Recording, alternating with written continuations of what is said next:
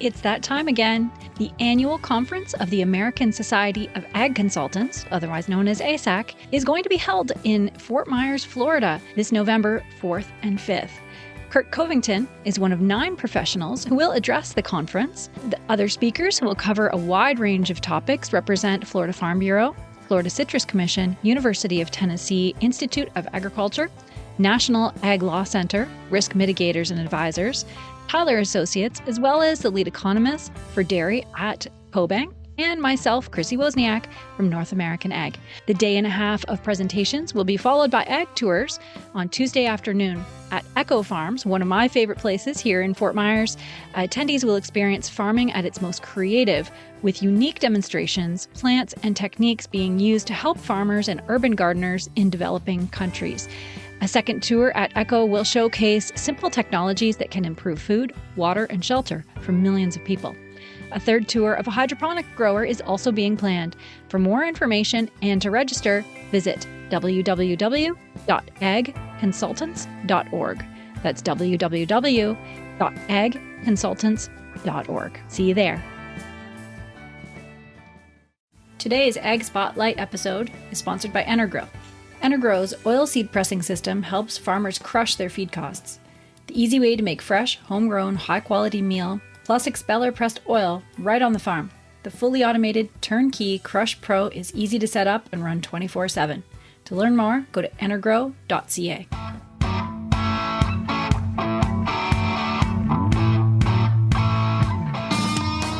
And welcome to North American Ag Spotlight. I'm Chrissy Wozniak, and my guest today is a good friend of mine from Green Bay, Wisconsin. He's the territory manager for Ag Direct equipment financing, Calvin Sipes.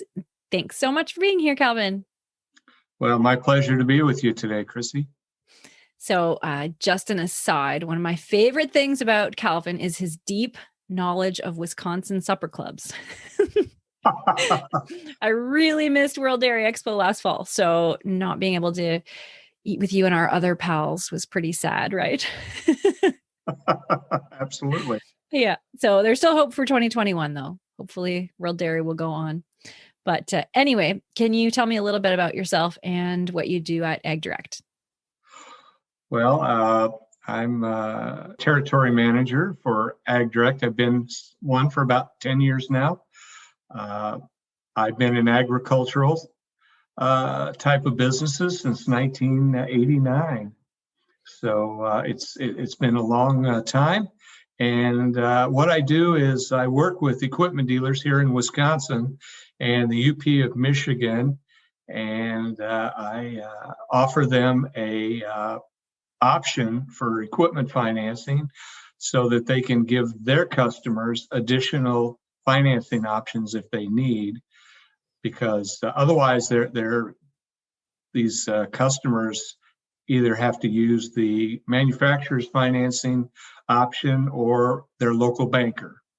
And so Ag Direct is another choice for them to utilize and get some pretty good rates.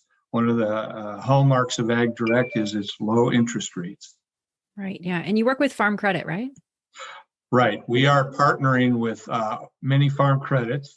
Yeah. Here in Wisconsin, we're partnered with Ag Country, with Greenstone, and with Compeer Financial. And the idea is we are the equipment finance option for those farm credits so that they can concentrate on the rest of the agricultural financing business that needs to be taking place. Right. Yeah. So do you work with the dealers or directly with the producers? Well, 95 to 98% of the time, I deal strictly with the dealers. I see. And basically that entails, number one, getting them set up to utilize Ag Direct. Ag Direct is a desktop-based system, and they can just go on right from their desktop and get things taken care of right there. We also have smartphone options as well as tablet options. And we're trying to be on the cutting edge of this financial world as it changes. We're trying to be right there with it. So basically, I work with the dealerships But every now and again, one of our farm credit partners will ask me to meet with their partner customer and get right down into the nitty gritty of what they're needing and how can we make it work. Right. And so at that point, then I'll work right with the farmers directly. Awesome. That's good. Yeah. So the whole reason that I wanted to talk to you is because you do have a really good knowledge of what's happening, not just with one company or one, but kind of what's happening with money and equipment across Wisconsin and and really across North America as well. So as you know, the ag industry has been on a roller coaster over the last year, and as is most of the world. We've seen equipment manufacturing held up because of COVID restrictions, because of illness within the plants, and all of that. So, have you been seeing this as well? Oh, yes, we've seen that across the board. No matter what size of manufacturing you deal with, there's issues out there. And, the issues started last February. Dealerships were hesitant to order equipment because this pandemic was just beginning. They weren't sure what was going to happen. And so they didn't place orders. Well, the manufacturer is sitting there looking at what's coming in, and they don't gear up to manufacture what they were normally going to manufacture. I mean, that's how the whole thing got started. Right. And so we didn't realize what was going to happen, and things exploded. The private sector got involved first early in spring because they had to stay home. Those folks went out and bought ATVs. They bought lawnmowers. They bought utility tractors because they were at home. They're going to start taking care of their property a little more because they couldn't go anywhere. Well, that just blossomed, and pretty soon the ag industry is in the same boat. People are out buying equipment right and left. Well, that really hit and was unexpected as far as these dealers are concerned. They didn't expect it. They didn't see it coming. Nobody saw it coming, really. Right. So there's no fault to be had on anybody's part. And now we're at the point where you're right. COVID has hit the manufacturers where they have to be careful about manufacturing practices. Things have been slowed down. They're having trouble because their part suppliers are having the same issues. The manufacturer may be in a great position to make something, but now they can't get parts because of the ongoing issues of COVID, if that makes sense to you. So it's just been a series of issues that has taken place. Yeah. So are you seeing that like now, I mean, are farmers shopping and making purchases? Are they still sitting tight? What do you think's going on?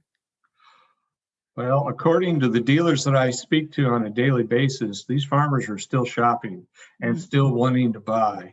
We've seen an uptick in commodity prices, which, when commodity prices are high, these farmers have cash to go out and upgrade their equipment, or any other type of upgrade to their farm. So they're willing to buy. And we're still in that stage.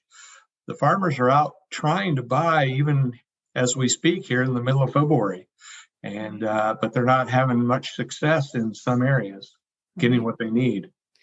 Yeah. So what's the impact been on with this slower manufacturing on the used equipment side? Well, it's interesting on the manufacturing side. Up until last March or April, there was a glut of lease returns that were coming back to the manufacturer. And these lease returns were basically sitting there gathering dust. Manufacturers didn't know what to do with them. They've got the process in place where they can go and sell them at auctions, but they don't want to lose a lot of money.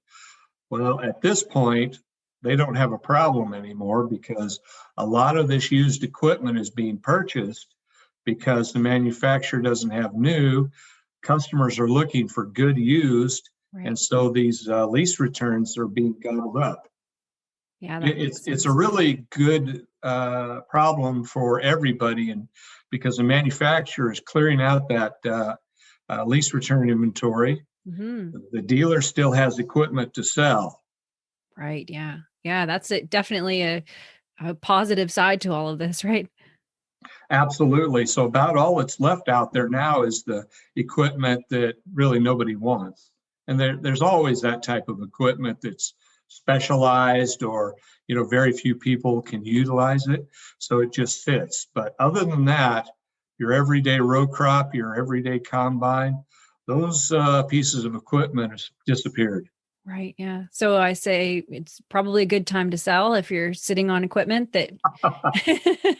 Well, what the dealers are telling me today is they could sell more equipment if they had it. Right. Yeah. So the issue now is getting the equipment, and it goes back to that first issue of the manufacturer being able to knock it out and get it to the end user in time. Right. Yeah. So if someone's ready to put money down on new equipment, when do you think generally they're going to see it in their yard now? Well, Now, of that's a course, big that's statement because it's up to the yeah. manufacturer, but what are you It's up hearing? to the manufacturer, but I'm having conversations every day, and boy, if you were to order a piece of equipment today from any manufacturer, I'm told you could expect it anywhere from August to October. Wow. That's what they're saying, and it doesn't really matter the size of the manufacturer. Right. They're out that far. Wow. We had a great run here in December, as you usually do for equipment. Mhm. So they had a lot of orders placed in December for equipment that they wanted to get delivered early before planting, and everything else is left over as far as getting equipment to the customer. And if you waited, now you're going to be waiting a long time. Right. Yeah. Wow. So do you think, I've been thinking about this recently. Do you think that the manufacturers are kind of being lulled into a false sense of security of, there's still so much draw that, they're not quite thinking about, okay, well, once we catch up, where are the sales coming from without farm shows, without all of that? I don't think that they're lulled in a false sense of security. I think that they have a plan in place and they're going to execute that plan. Because they know what the farming industry is all about, and they're still going to manufacture based on that. And there is a lot of interest in newer technology. Right. And I think that's what's selling right now is the newer technology that's out there. So that's what's driving sales, and these manufacturers are all about that. Pretty soon, Chrissy, you're going to have a tractor out there that doesn't require someone sitting in the seat. Right. And that will drive sales. For sure. Definitely. So that's probably the best way I can answer that. Yeah. And so what about interest rates? What do you think is going to happen? Are they going to hold? Do you have a crystal ball? Well, if I could answer that, Christy, I'd be a rich man. Mm-hmm.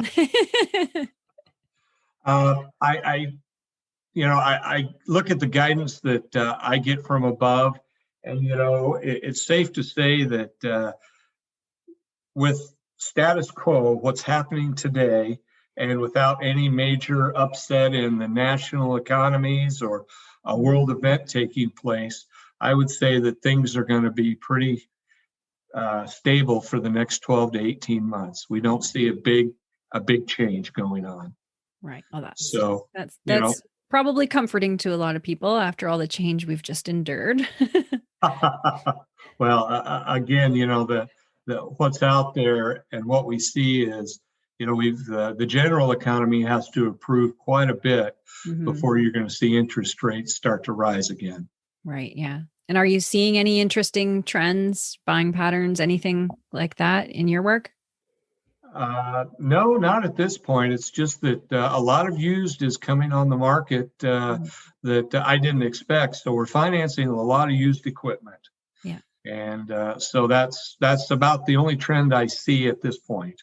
Right. Yeah. So one last question.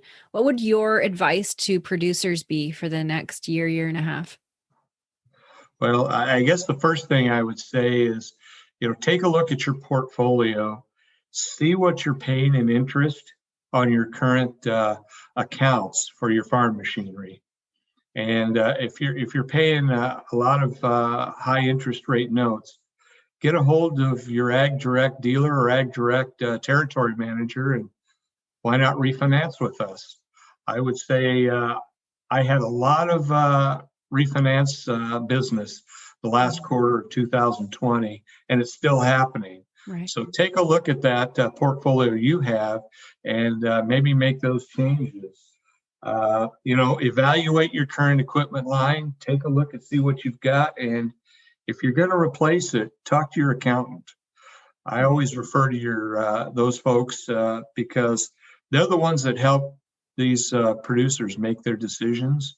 And the one question I would have them ask their accountant is, does financing make more sense, or does leasing? Take a look at leasing as well, because that's another finance tool. And, it's all about the bottom line and saving the most money. Mm-hmm. And then I guess finally, I'm going to have a plug for Ag Direct here. We have a mobile app. It's free. Download it onto your smartphone, and you can make those calculations if you need to. Awesome. And, we always have our current rates out there and our programs. So, sometimes our sales folks out there get so busy just trying to move the equipment that financing is a last thought in their mind. Mm-hmm. So the more prepared you are as a producer, the better off you are. Definitely. And so where can they find that? agdirect.com, right? Well, no, they can go to whoever their mobile app provider is on Apple or the other sites. Mm-hmm. Just pull it down. It's free. It's called Ag Direct Mobile. Perfect. That's convenient. You can even quote a lease on there. You can figure out a lease from that app as well. That's awesome. Very good. Well, that's about all I got, I think. Yeah. Well, thank you so much for joining me. And thanks to everybody who's watching or listening. If you want to learn more, then you can also go to northamericanag.com/agdirect, and you'll find the links there as well. And the links will also be in the show notes as well. So have a great day. Thank you. Thanks, Chrissy.